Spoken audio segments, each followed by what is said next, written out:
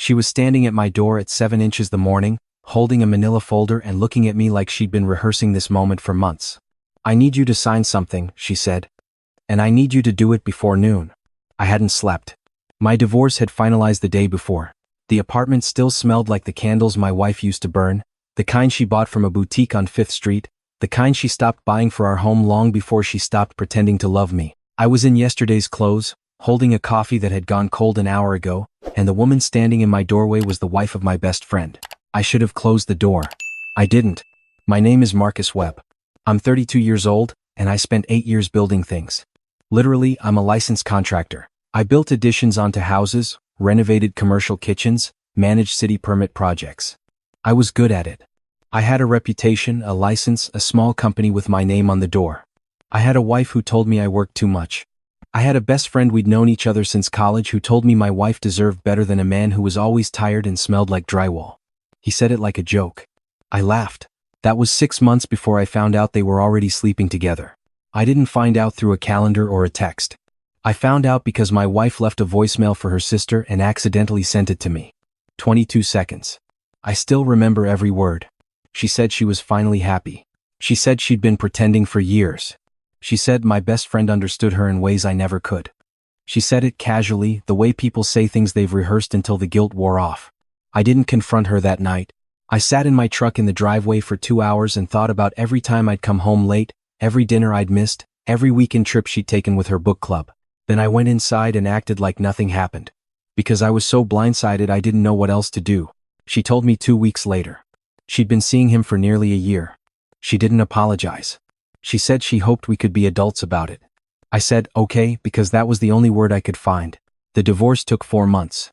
He was there for her through all of it, supporting her, she said, through the stress of the process. Our process. The end of our 8 years together was stress she needed support for, and he was the one providing it. I signed the papers on a Tuesday. By Wednesday morning, his wife was at my door. Her name was Diana. I'd met her maybe a dozen times over the years, barbecues, a few dinners, their wedding 2 years ago where I stood on his side and gave a toast about loyalty and friendship that I now can't think about without feeling sick. She was a family law attorney, quiet, composed, the kind of person who never raised her voice because she never needed to. His lawyers are moving to freeze the marital accounts by close of business today, she said, stepping inside without being invited. Which I now understand was intentional. If I'm going to stop that, I need legal standing they can't challenge. She set the folder on my kitchen counter and opened it. Inside was a marriage license. Both our names already typed in. All it needed was signatures and a witness she'd already arranged at the county clerk's office downtown. I stared at it for a long time. I know how this looks, she said. Do you? It's not romantic. It's strategic. She folded her hands on the counter the way I imagine she stood in courtrooms. If I remarry before those accounts are frozen, I establish new legal standing that supersedes his filing. His attorneys spent 3 weeks building that freeze. I found the loophole 4 days ago. Why me? She held my eyes for a moment. Because of what I found when I started looking into his accounts. She closed the folder. Marcus, your name is on 2 LLCs you've never heard of. Your contractor's license number has been used to pull 17 permits in the last 18 months that you never signed off on. And there's a city audit scheduled for next month that he's planning to route your way. The coffee in my hand was completely cold now. I set it down. He's been using your credentials, she said quietly. Your license. Your reputation. And when the audit comes, and it will come, the paper trail ends with you. I looked at her. She didn't look away. You need me as much as I need you, she said. She was right, and I hated that she was right. And I signed the license 40 minutes later in a county clerk's office that smelled like old carpet and fluorescent light. The clerk congratulated us. Diana thanked her politely. I stared at the wall. In the car, I asked her how long she'd known. About the permits, about 8 months, she said, pulling into traffic. About your wife, about the same. You didn't tell me. I needed more. She glanced over. I needed it to be airtight before I moved. If I came to you with half a case, they'd bury it and burn everything before the week was out. He's careful. She's careful. They've been doing this longer than you think. She drove us to a self-storage place on the east side, one of those climate-controlled facilities that stays open until 10. Her unit was on the 3rd floor. When she unlocked it, I expected boxes. There were boxes, but they were organized. Labeled. Dated. Stacked like a library. I started documenting 8 months ago, she said, pulling on the overhead light. When I found the first account, She'd built a case the way I built structures methodically, from the foundation up. Bank statements from accounts I'd never seen, registered to companies bearing my license number. Photos of construction sites I'd never visited. Permit applications with my forged signature. Invoices billed to city contracts under my company name, paid to accounts that funneled immediately offshore. It was a ghost operation. He had built a version of my business that existed entirely on paper, won contracts on the strength of my real reputation, skimmed the margins, and left my name on every document. How much? I asked. Best estimate, across 18 months close to $1 million too. I sat down on a plastic storage bin. The city audit, she said, is being handled by a firm that he plays golf with. He's been feeding them a narrative for 3 weeks. Contractor oversight failure, license misuse. He'll say he trusted you, didn't know you were cutting corners, didn't realize you'd submitted fraudulent applications. She paused. Your wife will corroborate it. She's already given a statement to a private investigator he hired. I looked up. She gave a statement. 2 weeks ago. 2 weeks ago, we were still technically married. 2 weeks ago, she'd sat across from me at a mediator's table and told me she just wanted things to be civil. Diana reached into a box and pulled out a small digital recorder. I want to play you something, she said. And I need you to stay calm. I told her I'd try. She pressed play. It was a phone call. His voice first. She'd recorded calls on their home landline for months, she explained later, after he started taking his cell phone into the garage to talk. He mentioned my name inside the first 30 seconds. Then my wife's voice came through, and something in my chest went very still.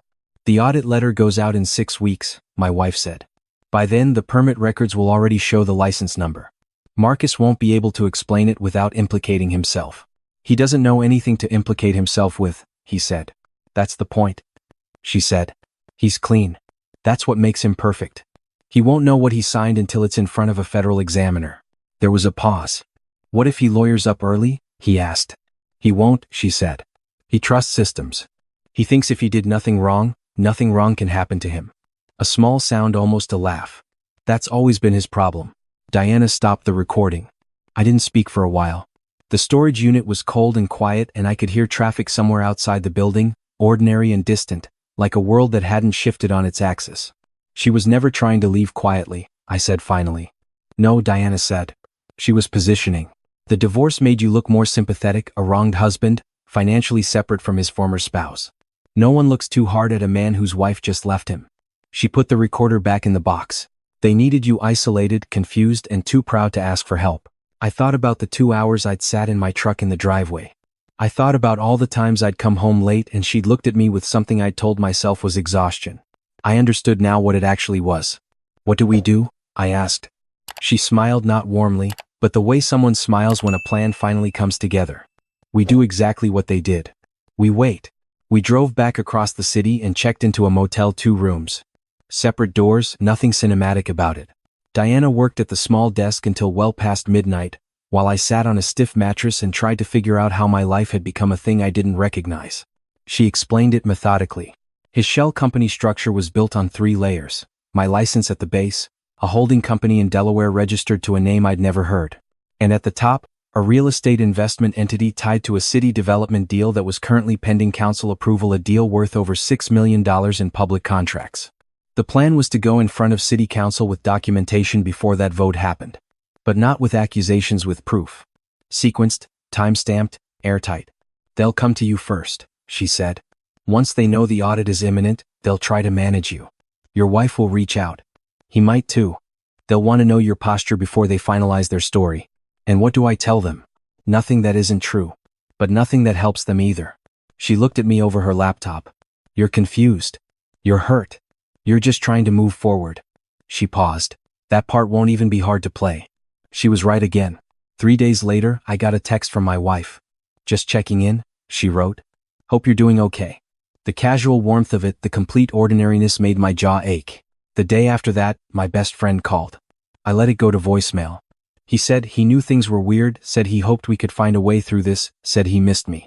He sounded like himself, easy, self-assured, the voice I'd trusted for 12 years. I listened to it twice, then forwarded it to Diana. She sent back, good. They're confirming your posture. Don't reply yet. We documented everything over the next 2 weeks. Every outreach, every text, every voicemail. Diana had been in contact with an investigator at the city's Inspector General office, a woman who'd tried to open a parallel inquiry into the development deal 6 months earlier and been quietly redirected. She had questions. We had answers. The meeting lasted 4 hours. Diana laid out the permit trail: first 17 fraudulent applications, forged signatures, my license number on projects I'd never touched, then the financial structure, the LLCs, the Delaware holding company, the offshore routing, then the timeline of the audit setup, then the recording. The investigator listened to the phone call twice. Then she asked us to wait in the hallway. When she came back, she had 2 colleagues with her. One of them said, "We've been looking at the development deal for 3 months. We couldn't find the thread." He looked at Diana. "You found the thread?" Diana said, "I had more motivation. They moved fast after that." The development deal vote was delayed pending review. The audit that had been designed to land on me was redirected. City attorneys filed injunctions against the shell companies. Federal investigators were brought in for the wire fraud component. He was arrested on a Thursday afternoon. From what I was told, he was in the middle of a lunch meeting with a city council member when 2 investigators walked into the restaurant. He stood up like he was going to argue his way out of it. He sat back down when they showed him the sealed indictment. My wife was harder. She'd kept herself 1 step back from every document, every transaction, always his name forward, always herself in an advisory role with no signature on anything that mattered. But Diana had anticipated this. Among the files she'd gathered was a series of emails sent from my wife's personal account to the Delaware holding company's registered agent outlining the permit strategy, the audit timing, and the instructions for handling what they called the license exposure. Her own words, in her own sent folder, time-stamped across 14 months. She was taken in for questioning on a Friday. By Monday, her attorney had entered into a cooperation discussion with the federal prosecutor, which, Diana explained, meant she was already calculating her exposure. I stood on the steps of the federal building 2 weeks after the arrest to give a statement as a complaining witness. Diana stood next to me. We'd been subpoenaed to testify before the grand jury the following month. Neither of us was there for the cameras. There weren't any. Just a gray Tuesday morning, a handful of people moving in and out of the building, and the 2 of us with coffee cups and folders and the particular quiet that comes after something enormous finally stops moving. "You knew from the beginning this would work," I said. "I knew the evidence was there," she said. "I wasn't sure you'd hold." "What made you think I would?" She considered this for a moment. "You didn't ask me what was in it for you. When I showed up at your door, your first question was why me? Not what do I get." That told me something. I thought about that. "He used to ask what was in it for him before he'd agree to anything," she said, not looking at me. "Even small things. Even things between friends." She took a sip of her coffee. I stopped noticing. Then I started noticing again. We testified before the grand jury 5 weeks later. His indictment came back with 19 counts: wire fraud, identity theft, conspiracy, and forgery of government documents. My wife's cooperation deal reduced her exposure significantly, but she still faced 4 federal counts of conspiracy and was looking at real consequences either way. The annulment was filed the same week as the indictment. Mutual, clean, no dispute over anything because there was nothing to dispute. We'd entered the marriage with nothing personal, and we left it the same way. The county clerk processed it in 11 days. I drove to the clerk's office alone to pick up the paperwork. On the way back, I sat in my truck in a parking lot off 5th Street 2 blocks from the boutique where she used to buy those candles, and I held the document for a while without looking at it. What I felt wasn't grief, exactly. It was more like the feeling you get when you finish a renovation. The project is done, the space is clean and true, and you're standing in it realizing it looks nothing like the mess it was before, but you can still feel where the old walls were. My contractor's license was restored without conditions. The city issued a formal letter acknowledging the fraudulent permit applications and clearing my company's record. The Inspector General's office sent a separate letter that I framed, not out of vanity, but because I needed a physical object to remind me that it had been real. I ran into Diana once more after everything closed. It was at a coffee shop near the courthouse. I'd been meeting with my attorney. She'd been wrapping up a separate case. She was in a gray blazer, her hair pulled back, looking like someone who had somewhere to be. I almost didn't stop her. "How are you doing?" I asked. "Honestly," she said, "better than I expected." "What comes next for you?" She picked up her coffee from the counter. "I joined a firm downtown. Family law, mostly. The kind that doesn't involve federal indictments."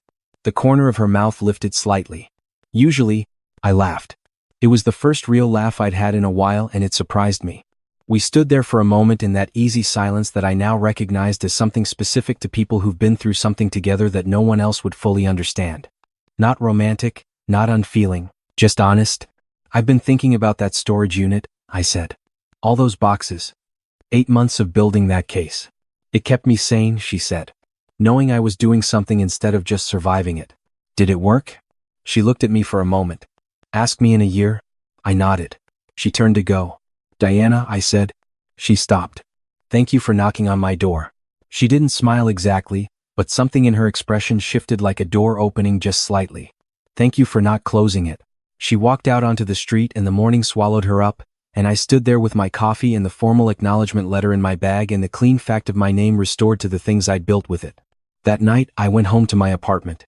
The candle smell was long gone. I opened the windows and let in the ordinary October air, and I sat at my kitchen counter, the same counter where she'd set down that manila folder 6 months earlier, and I thought about the word she'd used. Justice. Not revenge. Not victory.